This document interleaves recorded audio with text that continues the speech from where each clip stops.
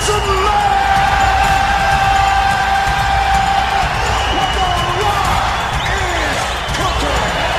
If you want the Rock to win his ass to this ring, give me a hell yeah! Hell yeah!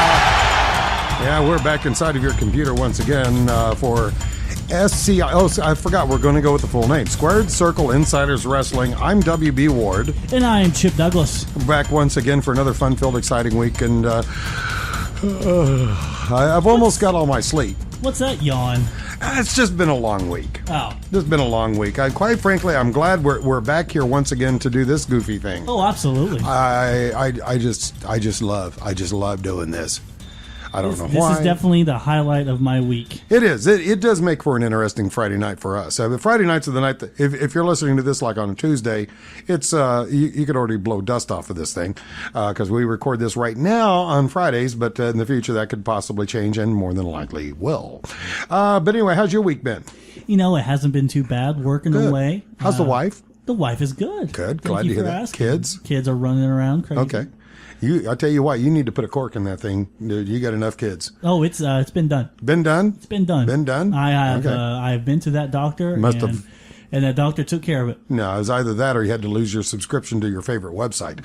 But anyway, I digress. Let's go ahead and take a look at our social media stuff for the week. Absolutely. Twitter, SCI_wrestling. Which, by the way, remember Domino from WBF? Yes. Domino? Yes. He's following us on Twitter. Domino is. Domino, hey! His character name right now is Cliff Compton, so it's Domino Cliff Compton. So thank you, Domino, for Cliff Compton. Domino, we'd love to have you on as a guest sometime. Oh, I would absolutely love it. I love dominoes. I used to slap dominoes. We'd play What do you mean domino. slap? Like the delivery drivers? No, you play dominoes. You always slap the pieces down hard on the table. Have you never played dominoes? I'm a little bit young. Are you kidding me? I've never played dominoes. You've never played dominoes? I've never played. You are un-American. Never played dominoes. I think if we did a poll of people my age, I think 82% of them would agree with me. Yeah, that they've never played dominoes. They never played dominoes. Yeah, and probably the same percentage have never gotten a good education. But I digress. That's probably true, too. Yeah, okay. Or they major in something stupid. Yeah. Facebook, Squared Circle, Insider Wrestling, and then YouTube, which is SCI Wrestling, which is where you would go to listen to our wonderful show every single week. You get to watch a non-existent video as you listen to our audio. Yeah, we have some cool graphics on there. We do. We should set up like a podcast or a video cast sometime. And there is one website, of course, and the name of it just, you know me, I can't think of any name, but and a lot of people probably know what I'm talking about. Where it specializes in a webcast. They put on like a 30-second commercial. You have your video camera up in front, but from where we're sitting, the way we have the studio physically set up, Chip is behind me on a microphone, and I have my back to Chip. Chip, you can see me. Yes, I can see your back. Do you really want to have this where people could see it? No. Okay, there you go. Okay, what do we got going on this week? Well, I think the big thing is something that you should be really happy about. Yes, indeedy. Go ahead, say it. I'm getting ready to. One of WB's all-time favorites is going to be making a little bit of a return. This Monday. that too. I was just more excited about the Bellas, but yes. We'll get to that. Yes, there is somebody coming back, and I am very happy to see that once again, just like daytime television, we are going to have the Edge of Night. Yes. Edge is coming back, and I wondered when that was going to happen because in WWE, nobody ever truly retires. Well, I don't think he's wrestling. I think this is just an appreciation night. He's been kind of happy, kind of staying away from Not going to wrestle. Not going to wrestle. You know he's going to get involved. Oh, he'll get involved in something. Oh, yeah. And he's already been booked for SmackDown, so we know he's going to be at Raw, and he is going to be at SmackDown. Oh, you think he's going to play into the McMahon beard controversy? That's exactly where I see it. Okay. If I was booking it, that's where I would put him. Okay. You don't think he's going to be the new face? New general manager, maybe? No, I think this is just a one-off appearance. It's going to be interesting to see how they use him in this type of situation. Okay. Maybe guest referee in some kind of match.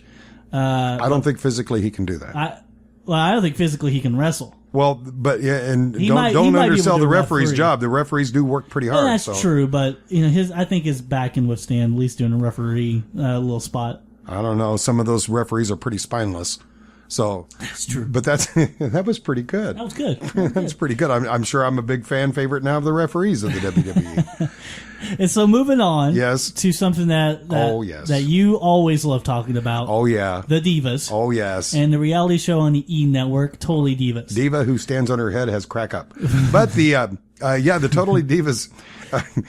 Now we don't talk about this a whole lot. Totally inappropriate. we don't talk about a whole lot on the show just because I fell way behind. But I have a lot more freedom in this one. Exactly, and so today I had the wonderful privilege of catching up. And got to watch Did you know that now this is serious. I could date any WWE diva that I pleased. I could date anyone. What do you mean? Date? Like, yep. As in like relationship? Yep.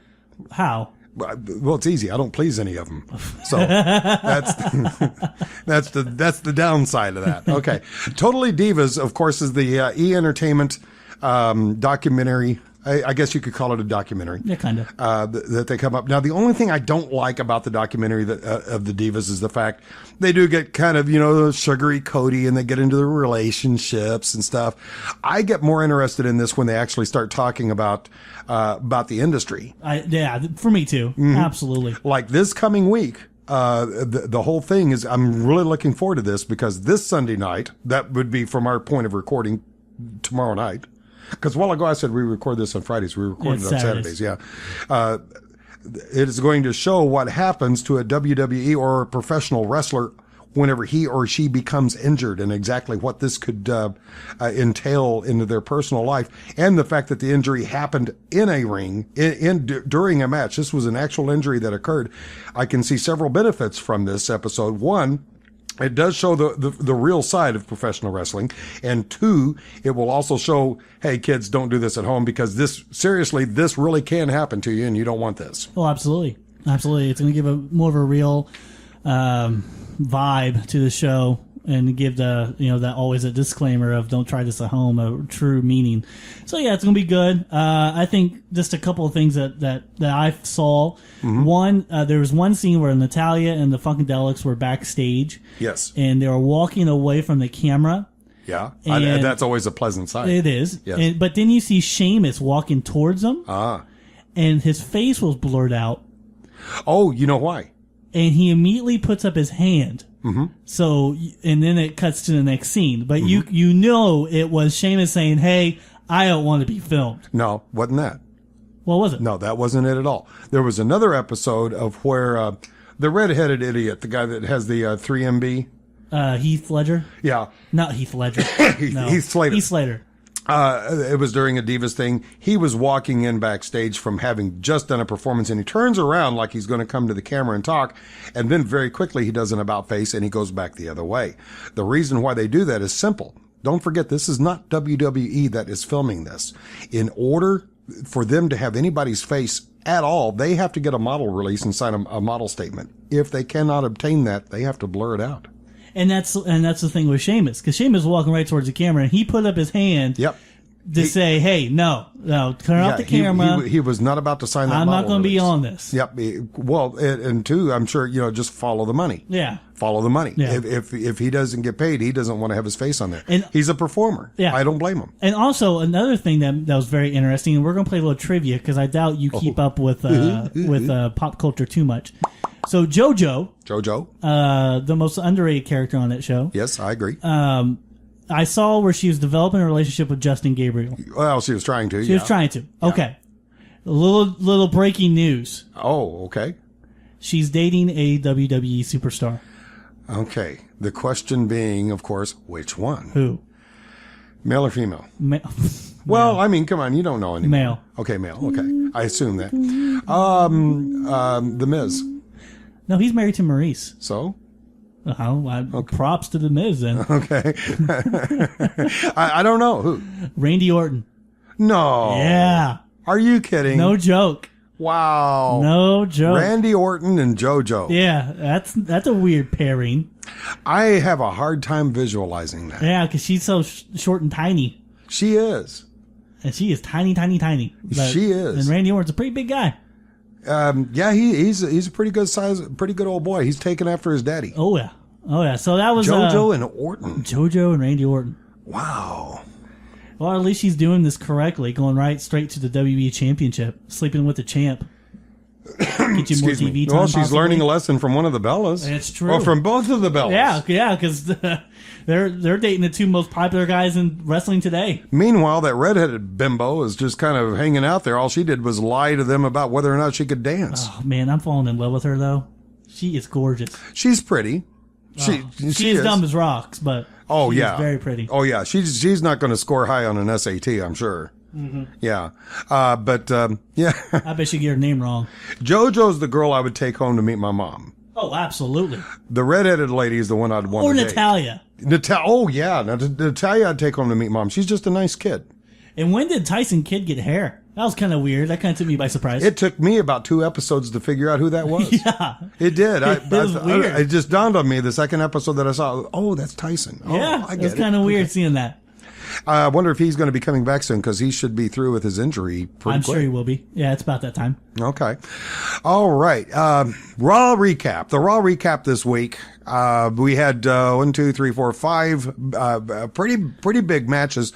The most disappointing to me was Miz and Fandango. And the sad thing is that they're going to carry this over to the pay-per-view. Yeah. It stinks. Yeah. You know, Fandango, I love Fandango still, but... Well, the angle was good, but I don't know. What would you do different? 'Cause I got to tell you, I'm not really happy with the way it's going, but I don't know necessarily that I could have done any better. I would have put some friction on Summer Rain. Is that her name? Yeah. Liking the Miz. Oh. Liking the character. So A little bit of infidelity. Yeah, a little bit of infidelity type vibe into it. I put that little twist in it to give some credibility there, and that way it gets Fandango a little bit upset. Excuse me, did your phone just buzz or do you have gas? No, that was my phone. Oh, okay. And so that's what I would have done, and do like a cheap victory where Summer Rain cost Fandango a match. Yeah. Okay. And that's how I would book it. I can't. I'm sorry, that was just funny. Okay, I am happy. I'm happier than peanuts on a Snickers bar. Big Show is back, Yeah. and I love the way they're starting his angle. Now they did bring up what you brought up last week. Yes. Is the ironclad contract? Yes, they at least explained it. Oh, absolutely. They did explain that good because apparently I'm not the only one who remembered. Somebody probably back in creative went, oh, wait a minute. Didn't we just sign him with an ironclad contract? Yeah. Oh, let's figure out a way around this. Yep. So they figured out a way around the ironclad contract gimmick. But I'm glad that they're bringing him back in a position where they could turn him heel one way or the other real quick and real easy. You think he's going to go back to heel or is he going to stay face? I think he's going to turn the heel. I don't see any choice in it. No, I don't either. But, and also, he's a better heel than face, anyways. I don't agree. You don't? No, I think he was a better face than he was a heel. Yeah. Only because he had the ability to be funnier. Right. And you know, I'm the comedy kind of guy, so I do kind of tend to gravitate toward the comedy. So if he can be funnier as a face than he can as a heel, yeah, I would vote for him to be a face. And he's not only funnier, he has the ability to be funny. He's not just somebody who thinks he can tell a joke. Yeah. He actually is a funny guy. Yeah, there are two big differences between those two things. He actually truly has a sense of humor and good timing. One of my greatest episodes I always loved that I remembered seeing Big Show do was when CM Punk was still a heel before, and you remember he was doing the straight edge thing. He was shaved bald for a while, and then he wore a mask.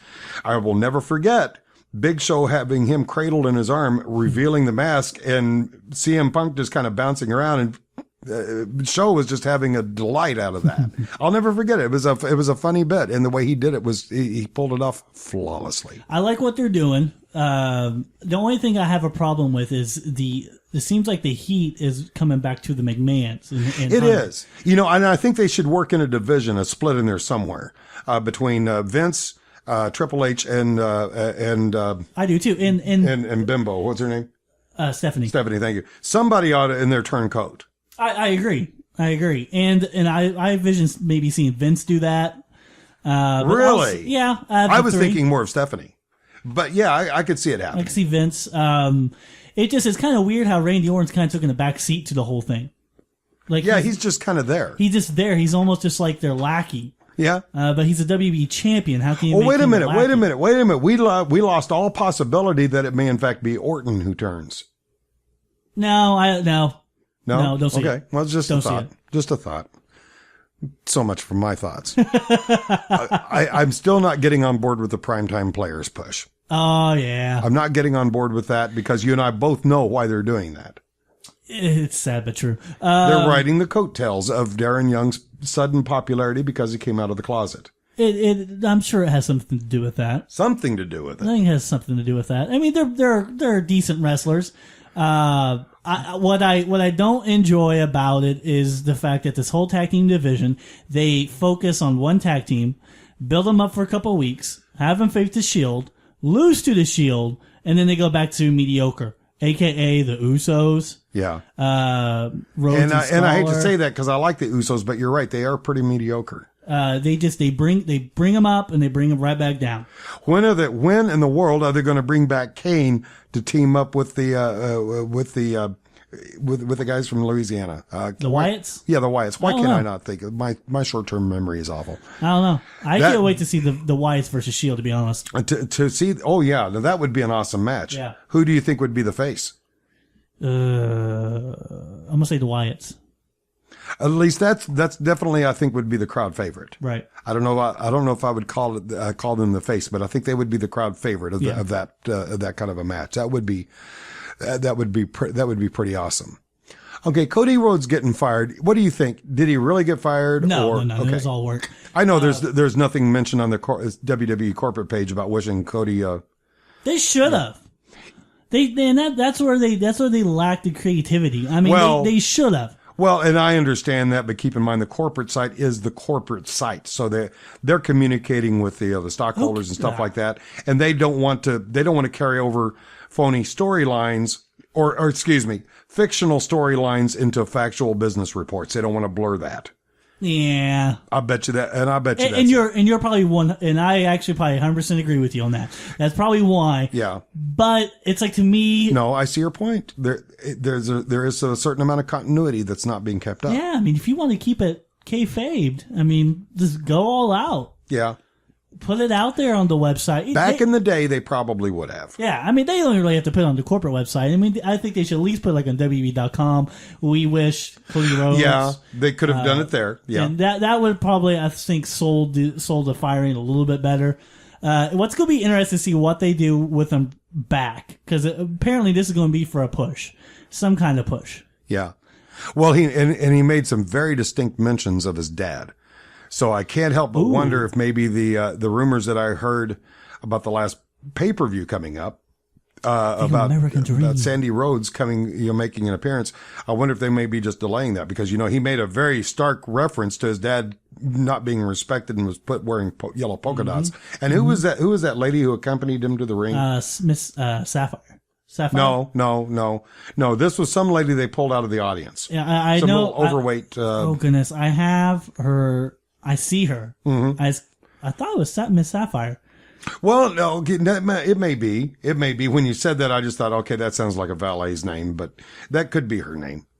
That very well could be. Keep talking. She's one of the, boy, I don't hear that phrase very often.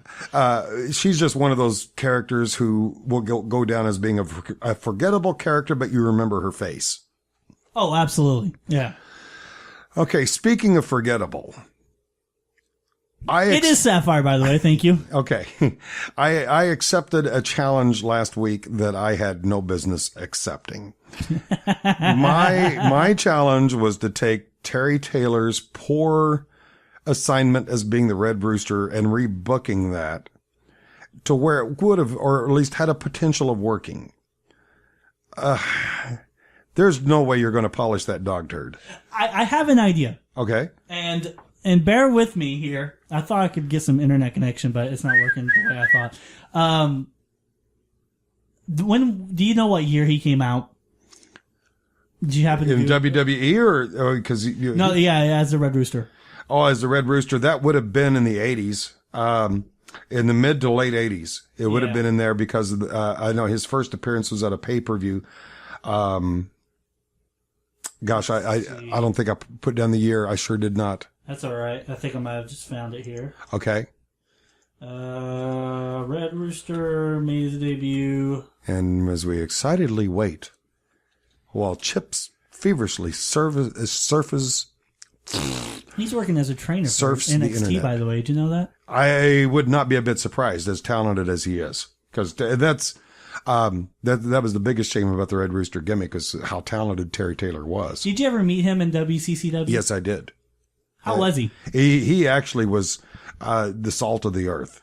I mean, just as nice. He was as his character appeared when he was a face. Okay, so the Rooster made his debut in actually '88. Okay, which is a whole lot later than I thought it was too. I thought it was the early '90s. So what I would have done is put some, because I had an idea, but now I have to scratch it.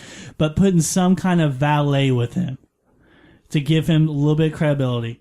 But back then there wasn't very many valets available. This is true. Because I was thinking if it was mid to early '90s, then I would have put like Sonny with him. Ooh. As a valet manager, and then to help him build from there. Could Red Rooster be a WBE champion character? No. Could he be a worthwhile intercontinental? I say yes. Debatable. Properly. Questionably, but okay. I will concede to the possibility.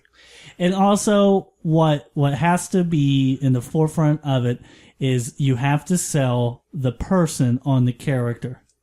Because Terry Taylor was not sold on that character. No. So he kind of did it half-assed. Now, he was the consummate pro, and he's an employee, and he understood that, so he did the best he could, that I think. But just like me trying to rebook this, how do you polish a turd? Yeah.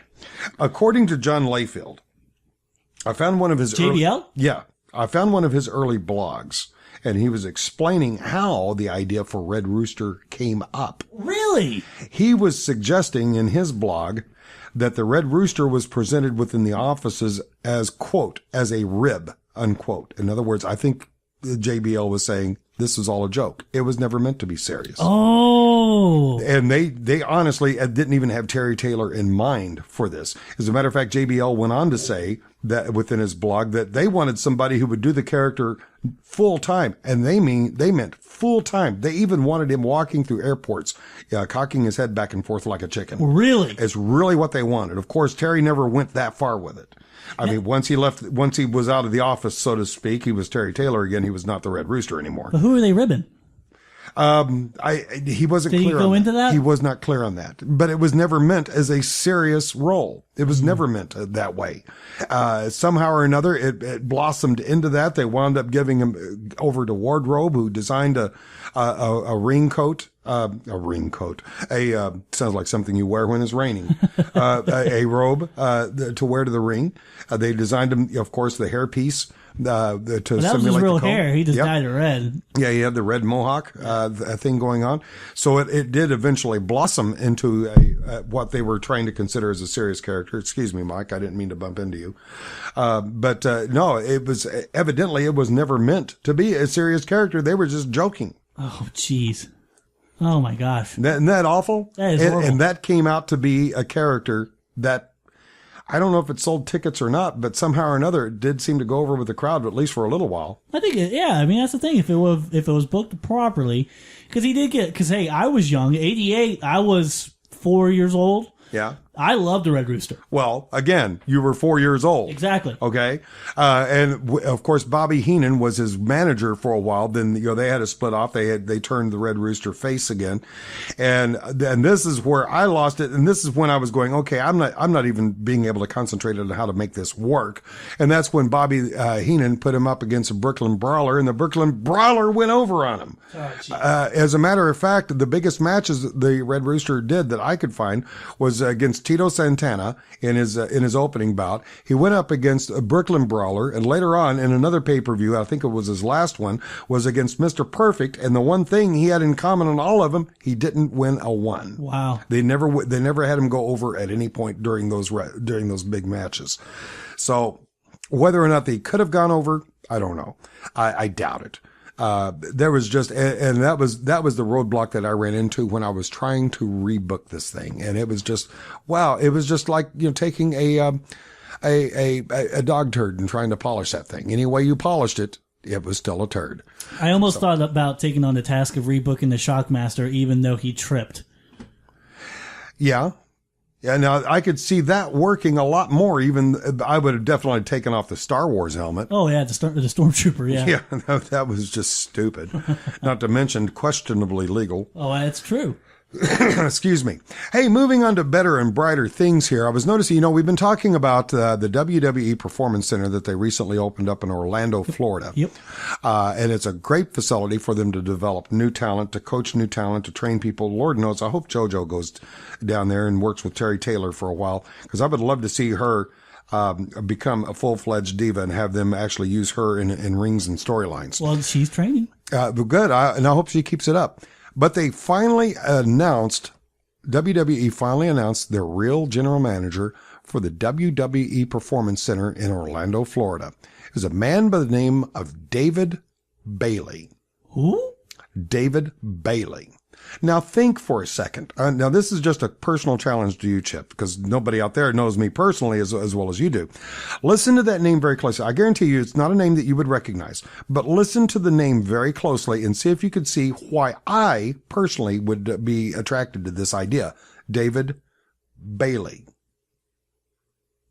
The circus. Thank you. Is that it? David Bailey was general manager of Ringling Brothers and Barnum and Bailey Blue Unit, the same unit I worked for at Feld Entertainment. And he will report directly to WWE Senior Vice President of Talent Relations and Development, Jane Geddes. Wow. Who better to manage this than somebody who was once in charge of a full-blown circus? That's true. Excuse me. Not to true. mention the Feld family, because a lot of people don't know this, but the Feld family who bought it from Ringling, they brought their production expertise into it, and they owned most of the casinos in Vegas and designed a lot of the stage shows that you now see there. Oh, really? So both the blue, the red, and the gold units of Ringling Brothers are dynamite shows to go to, and the only, and I say this with great pains because I have some friends of mine who are members of Actar Shrine, but the Barnum and Bailey Circus is the only circus outside of maybe Cirque du Soleil that is actually worth the price of admission because of that quality of production. Now, this same quality that he put into the blue unit of Ringling, he's bringing to the WWE Performance Center in Orlando. I'm expecting to see some huge things come out of this. I really am. It's going to be great. I'm excited. I'm as excited as can be. They're getting ready to have a huge audition for talent there. You think maybe I should do it? No, what could I possibly audition for? I can't walk. Commentator. Okay. Ring announcer. You could stand. I could stand in the ring, but getting through the ropes would be difficult for me. True. For those of you who don't know, I have to walk with a cane. However, a cane. Well, that's a stretch. That's a true stretch. But I could. You and I both could do as commentators. Oh, absolutely! I would love to. He says. Sorry, I had water in my mouth. You're all lovely, yeah. Which is more understandable than half the stuff comes out of some of their announcers' mouths. That's true. I saw an episode where they had somebody as a guest commentator the other day, and I thought, my gosh, where was I sitting by the phone when that call came through? Oh, it was just who was it? You remember? Alex Riley. Oh, yeah. That was horrible. Yeah. All due respect to Mr. Riley because he's a great wrestler, and I think they ought to use him more often. I bet you he's down in he is Orlando. in NXT. He is. Is he? Okay, I haven't seen an episode of NXT in a while, so you should give it a shot. I should. I'll log on to the internet sometime and go there. Speaking of the internet, we certainly invite you to go to some of our websites. First off, Facebook.com/SCI Wrestling. That's going to be a great place because a little bit later on tonight, we're going to have this very broadcast loaded up there. Man, I tell you what, quick 30 minutes there. Always quick. It is indeed. Next week, Night of Champions. Night of Champions predictions, and we're going to see how many of them I get right again. Chip, not so much. So stick around. No way. Next week for more of SCI Wrestling.